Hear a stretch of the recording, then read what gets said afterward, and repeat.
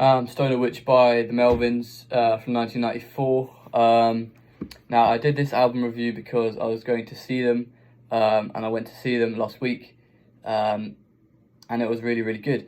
Now I'm reviewing the album, not the show, so I've got to try and stay on track. So yeah, all I knew before was Revolver. Yeah, that's all I knew. That was the kind of like the mainstream-ish hit. That was kind of the accessible one. And the rest of these, again, like with the other album review this week, I didn't have that much time to listen to the tracks, so I can't really comment much on the songwriting. However, it's very, very dark. I mean, as the name of the album suggests, it's kind of stoner metal. It's very like, very stoner metal. So it almost kind of like, you can draw parallels to like Caius and Queens of the Stone Age. They're definitely like, they have stuff in common. And you can see how it kind of develops into the stoner rock. And yeah, it's not, I don't know what I was going to say, yeah, it's not desert rock, because I think these guys are from Seattle, so it's kind of like a fusion of grunge and stoner rock, which are my two favourite subgenres of rock. So the sound is really my thing. The songwriting is fairly like inaccessible for me anyway.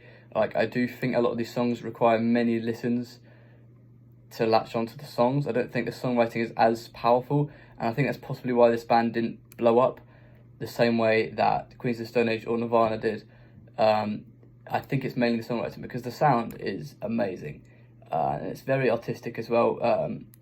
I think Buzz Osborne is very intelligent, and he's got a lot to say, but he just isn't maybe about going into the mainstream as much. Maybe he's consciously thought he wants to avoid the mainstream, so he's made his songs more artistic than accessible, which is a respectable decision, of course. So yeah, I mean, that is the album. I'm not really sure what else to say, but I think that I've pretty much kind of described how I feel about it.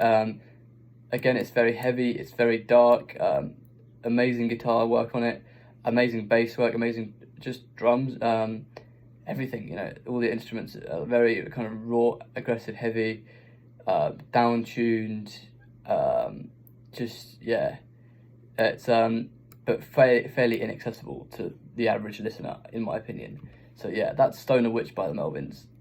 Overall, my rating, 8 out of 10.